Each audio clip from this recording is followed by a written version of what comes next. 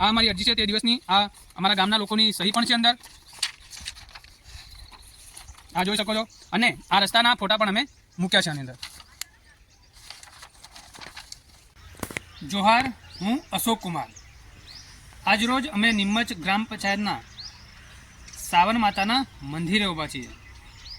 અહીંયા બેઠા બેઠા હું સ્થાનિક નેતાઓ અને અધિકારીઓને એક ઓફર આપું છું. જો તમને ખાવાના એટલા જ બધા ફાફા પડતા હોય, જો તમારા બાળકોના પેટ તમે તમારા પગારથી ના ભરી શકતા હોય, તો તમે મારા ઘરે આવો. હું તમને 2 ટાઈમનું ખાવા આપીશ, ભરપેટ આપીશ. મારે આજે આવું કેમ કહેવું પડ્યું?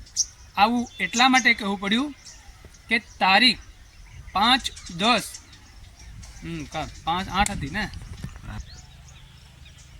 તારીખ 5/10/2024ના રોજ નિમચ ગામના ગ્રામજનો સાથે અમે તાલુકા વિકાસ અધિકારીને એક અરજી આપી હતી. જે અરજીમાં ઉલ્લેખ હતો કે નિમચ ગામની અંદર જે ભ્રષ્ટાચાર થયો છે એને સ્થળ તપાસ કરો અને કોણે ભ્રષ્ટાચાર કર્યો, કેટલા રૂપિયાની ઉચાપત કરી એની તમે તપાસ કરો. એના માટે અમે અરજી આપી હતી. આજે 3 મહિના થઈ ગયા, પણ આજે એક અધિકારી અહીંયા આવીને સ્થળ તપાસ નથી કરી. કે અમે અરજી આપવા છતાં જો તમે સ્થળ તપાસ કરવા માટે ન આવી શકતા હો તો તમારો પણ આમાં હાથ હોઈ શકે. બીજું, લગભગ 11મા મહિનાની અંદર ફરી પાછા અમે તાલુકા વિકાસ અધિકારી સાહેબને મળવા ગયા હતા, અને એમનો જવાબ હતો કે અમે એક ટીમ બનાવી રહ્યા છે અને ટીમ સાથે આવશું સ્થળની મુલાકાત કરવા. તો એમને ટીમ બનાવતા 3 મહિના લગ્યા.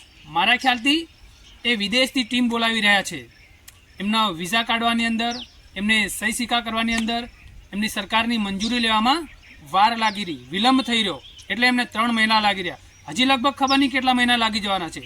અમને એમ લાગ્યું કે હજી લગભગ વર્ષ નીકળી જાય ટીમ બનાવતા ત્યાં સુધી તો બીજો એક ભ્રષ્ટાચાર થઈ જશે. તો અમે ફરી પાછા સ્થળની મુલાકાત લેવા આવ્યા અને આ વિડીયોના માધ્યમથી તમને બતાવીએ. હવે આ મેઇન રસ્તો, મુખ્ય રસ્તો તમે જોઈ શકો છો, સામે દેખાય એ મેઇન રસ્તો છે. એ મેઇન રસ્તાથી અંદર આ સાવન માતાના મંદિર સુધી એક રસ્તાનું નિર્માણ કર્યું. જે તમે નિર્માણ જોઈ શકો, આ રસ્તો જ છે. તમે જે જોવો છો એ રસ્તો છેડો નથી, રસ્તો છે પાક્કો. એ રસ્તાની રકમ 2,88,080 રૂપિયા છે. રસ્તો દેખી લો બરાબર, કેટલો લીસો, લગભગ અહીં ગાડી લઈને જાય તો તમારા પેટનું પાણી પણ નહીં હલે, એટલી બી હું ગેરંટી આપું. આ રસ્તો એટલો મસ્ત છે કે તમારા પેટનું પાણી નહીં હલે, ખાવા નહીં હલે. અને આ જો કેટલો મસ્ત રસ્તો, આટલો મસ્ત રસ્તો અહીંયા બનાવ્યો છે. અને અધિકારીઓને એમ લાગે છે કે આ રસ્તો એટલો મસ્ત છે કે એમને વિઝિટ લેવાની પણ જરૂર પડી નહીં. જે કામ આરસીસી રોડનું કરવાનું હતું એની જગ્યાએ માત્ર ને માત્ર ખાલી ઓટલો કર્યો. અને ઓટલો પણ કેવો?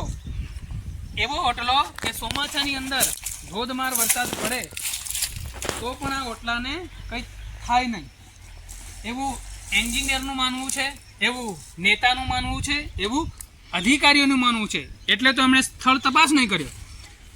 ચોમાસાની અંદર ધોધમાર વરસાદ પડે ત્યારે આ માટી ધોવાઈને નીચે જશે, ત્યારે આ તૂટવાની શક્યતા પૂરેપૂરી રહેલી છે. આ છે ભ્રષ્ટાચાર.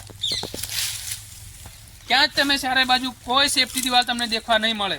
બસ ખાલી માલ કાંકરેટ નાખી ઉપર મસ્ટર મારી અને પતી ગયું. આ મંદિર નિમચ ગામની કુળ માતાનું મંદિર છે. સ્થાનિક નેતાઓ, અધિકારીઓ અને એન્જિનિયરો જો માતાને પણ ના છોડતા હોય તો એ સામાન્ય માણસને શું છોડવાના છે? આટલે હદ સુધીનો ભ્રષ્ટાચાર. તમને શરમ નથી આવતી? કઈ રીતે નેતાઓ અધિકારીઓ સાથે મળેલા છે અને અધિકારીઓ નેતાઓ સાથે મળેલા છે. સરકાર તો ઉપરથી બધું ફંડ આલે છે, બધો વિકાસ આલે છે, પણ વચ્ચેવાળાને એટલી બધી ભૂખ હોય કે બસ ખિસ્સામાં જ ખાલી લેવાના. અમે ટીડીઓ સાહેબને આવેદન આપવા ગયા, અરજી આપવા ગયા, ત્યારે અમે સબૂત સાથે આપ્યું હતું. આ અમારી અરજી છે તે દિવસની, આ અમારા ગામના લોકોની સહી પણ છે અંદર, આ જોઈ શકો છો. અને આ રસ્તાના ફોટા પણ અમે મૂક્યા છે આની અંદર.